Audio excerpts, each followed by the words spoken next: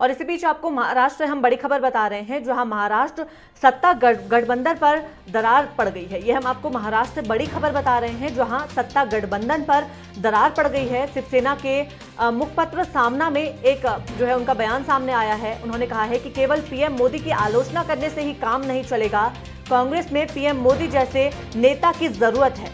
आपको बता दें कि महाराष्ट्र से हम आपको बड़ी खबर बता रहे हैं, जहां शिवसेना की ओर से ये कहा गया है, सामना जो मुखपत्र है उस पर यह कहा गया है कि केवल प्रधानमंत्री नरेंद्र मोदी की आलोचना करने से काम नहीं चलेगा, कांग्रेस में पीएम मोदी जैसे नेता की जरूरत है। यानी कि शिवसेना की ओर से कांग्रेस पर निशाना साधा गया है। शिवसेना का कहना है कि कांग्रेस जिस तरह से लगातार बीजेपी पर, लगातार मोदी सरकार पर निशाना साधती रही है, तो कांग्रेस को इस बात का ध्यान देना चाहिए कि लगातार कांग्रेस जिस तरह से बीजेपी के ऊपर सवाल खड़े करती है, उससे काम नहीं चलेगा। कांग्रेस को बीजेपी की तरह, नरेंद्र मोदी की तरह एक नेता की जरूरत है। आपको बता दें कि ये महाराष्ट्र से बड़ी खबर है, जहां सत्ता गठबंधन पर दरार पड़ गई है।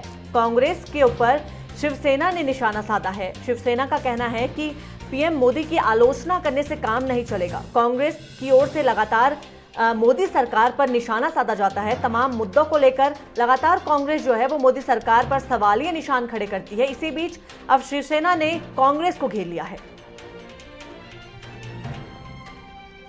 और फोन लाइन पर हमारे साथ वरिष्ठ पत्रकार निरंजन परिहार जी जुड़ गए हैं। बहुत बहुत स्वागत है निरंजन जी आपका। निरंजन जी, आपको आवाज मिल पा रही है? मैं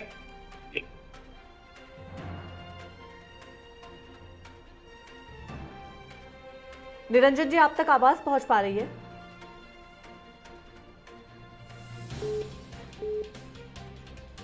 आपको महाराष्ट्र ये हम खबर बता रहे हैं, जहां गठबंधन पर दरार पड़ गई है। शिवसेना ने कांग्रेस को घेर लिया है। शिवसेना का कहना है कि केवल प्रधानमंत्री नरेंद्र मोदी की आलोचना करने से ही काम नहीं चलेगा, कांग्रेस को पीएम मोदी जैसे एक नेता की जरूरत है।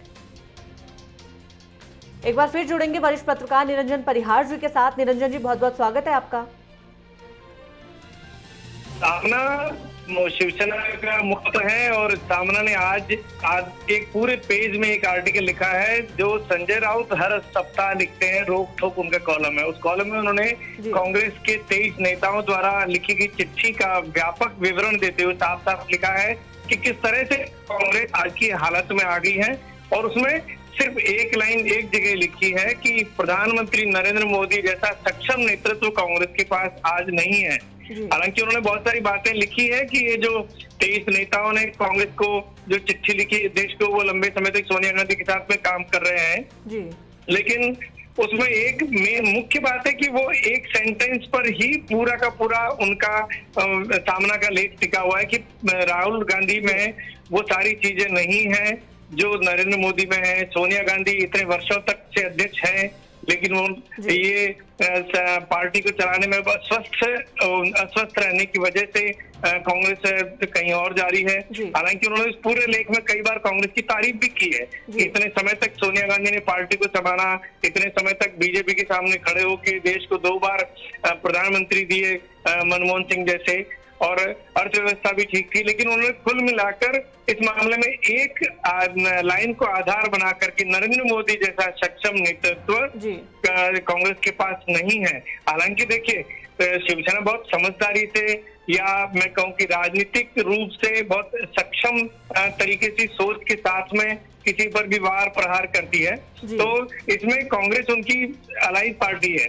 महाराष्ट्र में दोनों की सरकारें साथ में है। उन्होंने लिखा है कि कांग्रेस ने जब ये सरकार बन रही थी तब कांग्रेस को बहुत भड़काया गया कि भाई ये हमारी विचारधारा से नहीं मिलती, इसलिए शिवसेना के साथ सरकार में नहीं जाएंगे। तो भी सोनिया गांधी ने ऐसा निर्णय लिया कि वो सरकार में आए। मतलब अब कांग्रेस नए समय के साथ सोचने लगी है। इसलिए कांग्रेस को अपने नेतृत्व को मजबूत करना चाहिए, और उस नेतृत्व को मजबूत करने के लिए 23 नेताओं ने कांग्रेस अध्यक्ष को चिट्ठी लिखी है, तो इसमें कोई बहुत गलत नहीं किया है, उनका ये कहना है। जी निरंजन जी, और इस बीच शिवसेना के इस तरह के बयान के क्या मायने निकलते हैं? शिवसेना के बयान के मायने यही है कि वो रह रह कर अपने साथियों को झटका देती रही है और अपने साथियों को उनकी हैसियत और औकात दोनों से वाकिफ कराती रही है। तो शिवसेना का यही कहना है कि भाई आप तीसरा नंबर की पार्टी हो, हमारे साथ में हो, तो हम आपसे सबसे बड़े हैं, हम आपके बारे में ये तो कहेंगे। यहाँ पर देखिए महाराष्ट्र में किसी की ताकत नहीं है कि वो सरकार से बाहर निकल के जाए। शिवसेना उन्हें कितना भी दबाए, शिवसेना उनके खिलाफ कुछ भी लिखे, कुछ भी कहे, शिवसेना नेता कोई भी बयान दे, लेकिन महाराष्ट्र में कोई नहीं चाहता कांग्रेसी कि वो कांग्रेस सरकार से बाहर निकल के कुछ करे, क्योंकि उन्होंने उस लेख में ये भी लिखा है एक जगह कि शिवसेना अगर शिवसेना के साथ कांग्रेस महाराष्ट्र में सत्ता में नहीं आती तो महाराष्ट्र में ऑलरेडी कांग्रेस खत्म हो रही थी। ये सच्चाई भी है।